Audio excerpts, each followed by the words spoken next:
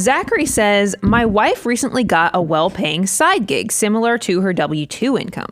Where is the best place that we can put this extra cash? We feel like we're doing well, but also feel like the dog that caught the car. You know, you guys use that analogy of chasing the car. Now what do you do once you've caught it? So do you have any advice or thoughts for Zachary and his wife to consider? Step number one, Zachary. Step number one. Whenever you have a side gig that does well, don't forget about taxes. And it's not just income taxes. It's not just income taxes. Don't forget about taxes. This is a tale as old as time. Someone starts doing a side gig. All of a sudden the year hits and they're like, holy cow, we have so much cash laying around. It's amazing. I'm going to go do this. I'm going to buy that. And I'm going to invest this. I'm going to put it here. And then April rolls around and their accountant says, okay, hey, just finished up the draft of your tax return. Here you go. You owe... I owe how much money, and I owe it to what organization, and I got to send it where? In the first years of profitability, make sure that you are accounting for taxes, because that can be something that forces you into a bad place where you got to make really bad decisions. Now, assuming you've done that and you've accounted for the taxes, let's talk about the fun places we get to put our money. Well, now also, it's not just income taxes. Remember, you have FICA and Medicare, or self-employment tax. They're all the same thing. That's going to be 15.3% on top of your income taxes. You're like, 15.3? I thought it was like 7%.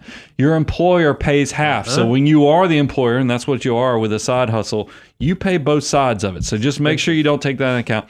Now, what Bo's talking about, the fun stuff is one of the great things when you have side income and you already have, this doesn't need to go to lifestyle. Why not look into some of the self-employed savings accounts? Solo 401ks have just gotten a new life with some of the new tax legislation. They've even kind of overcome some of those benefits that SEP IRAs used to have over solos.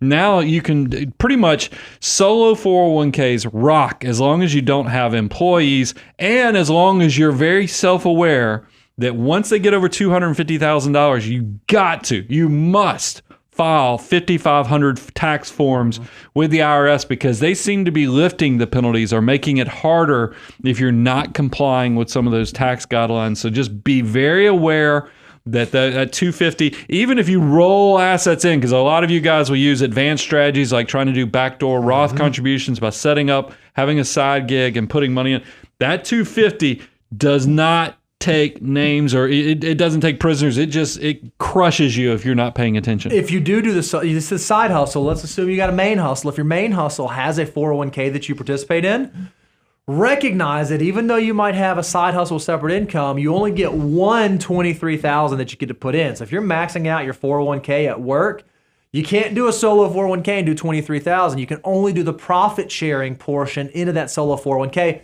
You do not want to run afoul of those rules. So if you're in a situation where maybe you're doing that and you do the 20 or 25% of profit sharing, whatever the number comes out based on your structure, there's nothing wrong with just investing in a regular old after-tax brokerage account, starting to build up after-tax liquid assets, utilizing low-cost index funds.